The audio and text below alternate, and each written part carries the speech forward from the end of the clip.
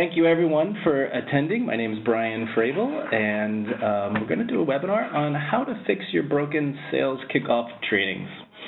And when I say a sales kickoff training, most companies typically takes at least a subset of their salespeople, sometimes marketing people, off-site.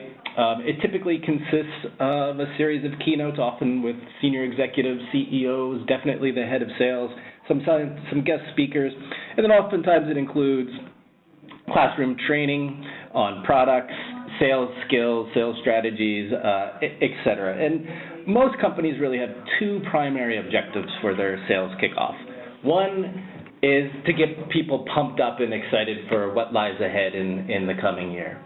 And then the second is for people to learn information, and that's strategy and oftentimes skills and product knowledge. And what we're going to do in this webinar is really focus on that second part, the learning piece. And so moving into the agenda, before I dive into some of the best practices for sales training kickoff, I think it's important to understand learning science and how the brain works.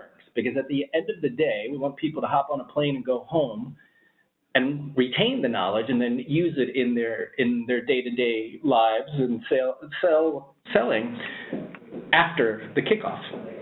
So we'll do that. We'll go through some best practices for the kickoff itself. And then finally, we'll talk about after the kickoff, because as you'll hear me say more than once, this really isn't about a single event. Learning is a continuous process. It's not a one-time thing. So let's talk some learning basics and how the brain works and how the brain learns. And again, this is based on learning science. So there's really 4 stages. The first is getting your seller's attention. Now, the good news in a sales kickoff is you have a dedicated audience. You have people sitting in an auditorium or a ballroom or in some sort of breakout room. There's still lots of distractions like our phones, so we'll talk about some ways in which you can make your instruction interesting and interactive so you keep their attention. After intention, there's encoding. I give information to you. Oftentimes, many companies make the mistake of giving you too much information, and then your brain has to encode that. Then your brain stores it. And storage is interesting. In fact, there was just a recent article published in the New York Times about some neuroscientists that believe now that the brain can hold up to 10 times more information than they originally thought, which puts our brain capacity somewhere around all of the information on the internet today. If you think about that, that's an amazing capability. So you can store a lot, but that's where the 4th piece comes in. Retrieval is how easy it comes to mind, and we've all experienced this. You know something, but you can't remember it. And when we talk about memory and memory strength, we're really talking about those 2 last pieces. Storage and retrieval can be improved by things like practice and using other senses, and we'll talk about that in some of the best practices. So you can increase storage and retrieval of your students. So how do humans then learn, knowing that about the brain? How do they learn best? First is practice. Intuitively, we all know this, but science has shown that it's actually true. The more you practice, the easier it is in the future to retrieve. Repetition. And repetition doesn't mean if I take an hour-long class that every quarter or every 6 months I have to retake the class again. Repetition can be delivered in just small little chunks. Think of them as memory boosters. And you see on that graph, it's actually an actual graph. We forget about 90% of what we've learned within 3 days. And then when you get out to day 30, you can see that most of the information hasn't been retained. However, if you can space memory boosters along the way, you can actually increase the amount of information that's retained and easily retrieved. And then finally, reinforcement.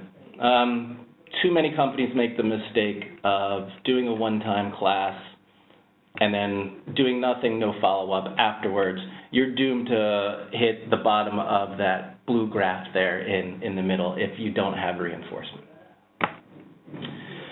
So, events. Events are fun, big, a lot of production goes into it.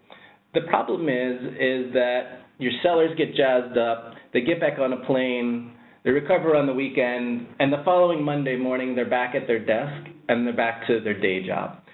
And they lack the motivation. Many of them probably have great intentions that they want to use all of that information they learned at the event, but day-to-day tasks just consume them. So a single event isn't going to get you the results that you want. What will get you the results is follow-up from the event with just-in-time, in-demand, and even better, in context. So if I learned about our latest new hardware product at the sales event, a great time to remind me the key features or the key benefits would be just before I'm going into a sales meeting to talk about our new products. So what's the implication for your kickoff then, knowing that how the brain works and how we retain and retrieve information? You really need a holistic plan, and ideally this would be a year-long plan. Do not view your sales kickoff as a one-off event. There are things you want people to do before. There are things you want people to do after. Learning will start before the event. I see a lot of companies make the mistake of trying to cram tons of information, detailed product minutia into their event. Resist the urge to do that. If there are detailed product information, you can do online virtual trainings and allow people to do that in a self-paced way before the event. So when they come to the event, you can talk about the strategy, your key differentiators, high-level benefits. They'll already have some background of the technical details. Remember, you are not done after the event. They're going to lose 90% of it just a few days after they leave your sales event. So how are you going to reinforce it? How are you going to space it in small chunks that people can digest? And then the real question is, in order to do that, ask yourself, do you have the tools and the processes to execute on the post-event learning? And like I said, that doesn't mean do another 1-hour presentation every quarter, every 6 months. Your sellers don't have the time to devote to that. So do you have the tools and processes to deliver short bursts of memory, short bursts of learning to increase storage and retention for your sellers? So best practices. Let's talk a little bit about the event itself and some of the things that you can do to make sure that you deliver an event that is impactful as possible. The first one is intuitive. I think everybody knows it, but this is probably the one thing that most companies do a terrible job at, and shorter is better. And I love this quote here because making things short and simple is very, very hard.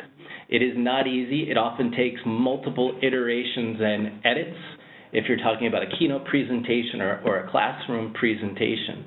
And it really forces the content writer and the presenter to think about clear key points. Rather than 1-hour sessions, do 30-minute sessions. I worked at a large company where we decided one year that rather than doing keynote presentations for anywhere from 30 to 60 minutes, we did TED Talk style. 18 minutes the presenter had.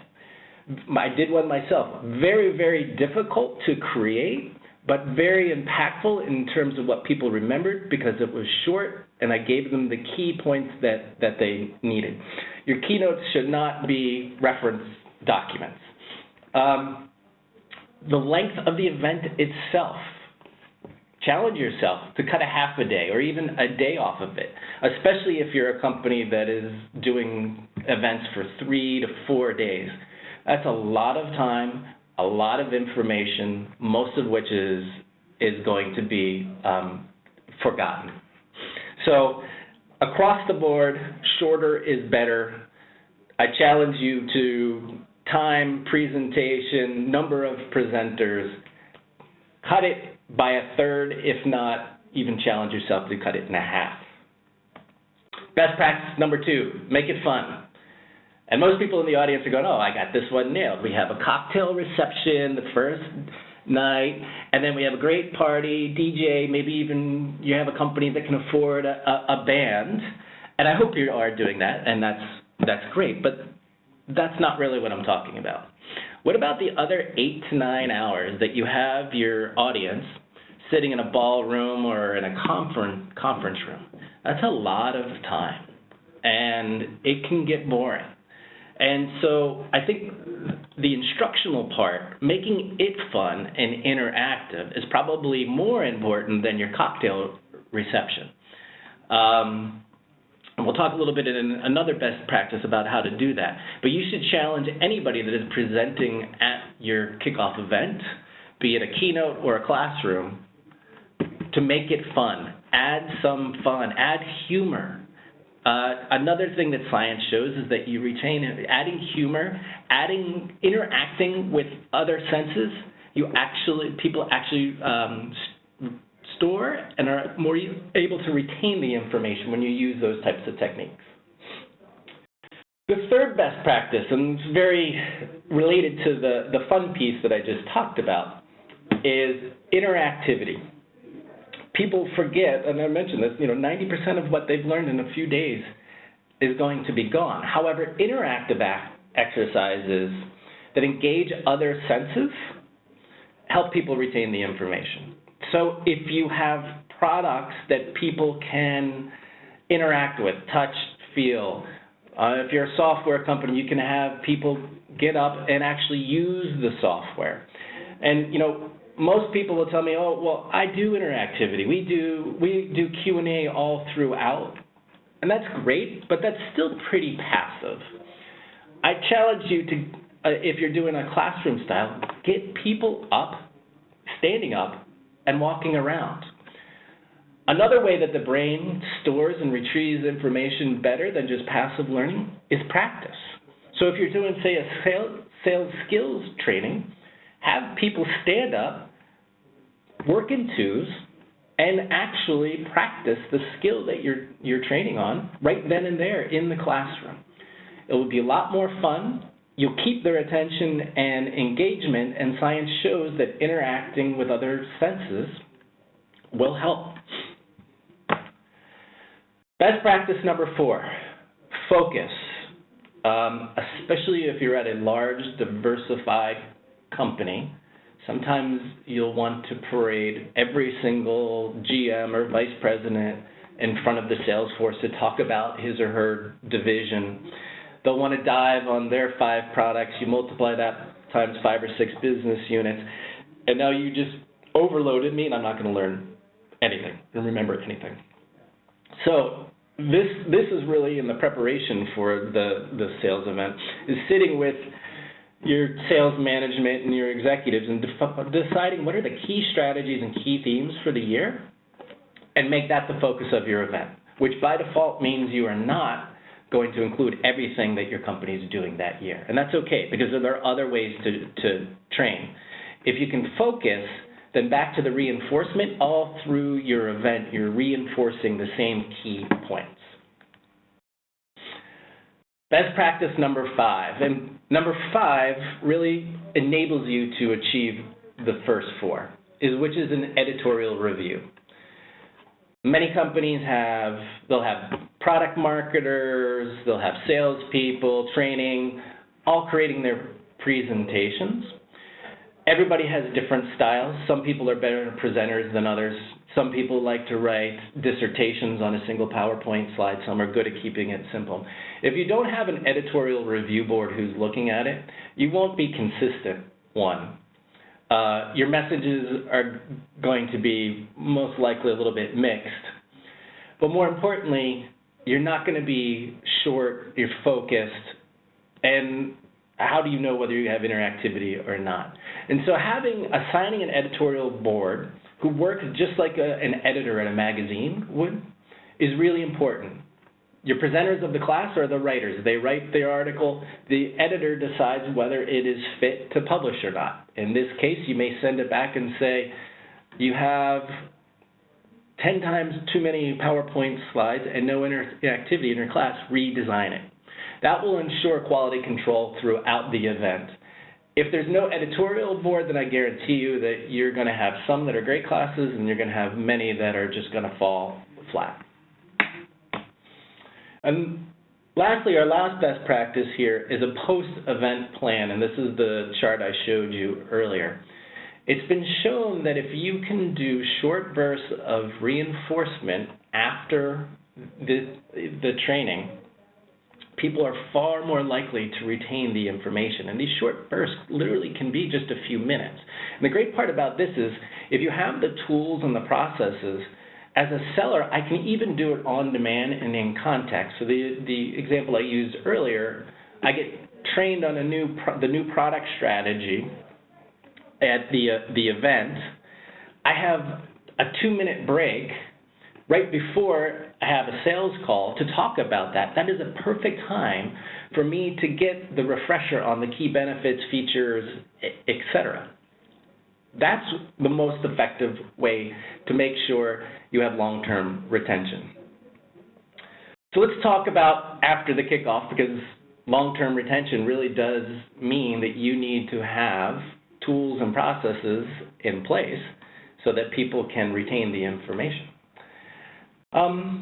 So here's the best way to do it. I talked a little bit about this. Short, easy to digest, and relevant to a sales activity. So don't necessarily give me a product data sheet if I'm going into a sales meeting, but giving me a short sales reminder on our key benefits, our key differentiation versus the competition. Those are the types of things that I will use in a sales conversation, not the detailed, gory specs of the product. If you can do it in context, so in that case, when I'm in the mindset that I'm going to go talk about my new product, it has a huge impact on boosting retention. And then there are a lot of ways to do this, and I encourage you to get creative about it. It doesn't have to be just black and white PowerPoint or a Word document. There can be knowledge checks. You can send refreshers. You can do it in flashcards. You can do it in a game type of environment. There's a lot of different ways, so it doesn't feel just like a sales guy going, oh, I got to take my training again. So there are many tools out there that are available, and I thought I'd just take a moment here to mention the tool that we have here at Veelo. Our Knowledge Boost product in particular is great for those. It's built for those short memory boosts of information, and you can see here on the slide some of the improvement that we've seen, 20 to 50% in sales competency. And it's not just competency. I think that confidence one is really important too. You can almost view this as kind of like a virtual coach for the salesperson. And so in a typical company's environment, I go to the sales kickoff sometime in the first quarter. I learn about our new products. A month later, I have to go make a sales call. Well, I know I've forgotten a lot of it, and maybe I try to cram, but I'm probably not feeling confident. The great part about our product is these short memory boosters continue to reinforce your key benefits, your key selling strengths, and you see your sellers actually feeling like, I know this, and I can nail it. You see a 25% improvement in sales productivity and effectiveness. Another thing that the Veelo product does is we can plug into, say, like a CRM like Salesforce. We give real-time recommendations based on the opportunity at hand. So I go in and look at my next meeting in Salesforce. We eliminate the time that salespeople have to go and search for content. Oftentimes they can't find what they want. We give the recommendations right there at the bottom of their screen in Salesforce. Huge productivity improvement if you're a seller. And then, of course, we integrate with many other technologies, marketing automation systems, and content repositories. So I encourage you, if you're interested in this idea of follow-up after your sales event, memory boosters, and ongoing learning is something that your company is struggling with, it's a great product to check out. And, of course, you can check that out at veeloinc.com. Encourage you to follow us on Twitter. My own personal one is there as well. Or if you have any questions, please feel free to email us after this event. And with that, I want to thank you for your time, and I wish you the best of luck with your sales kickoff, which I'm sure is around the corner soon. Thank you.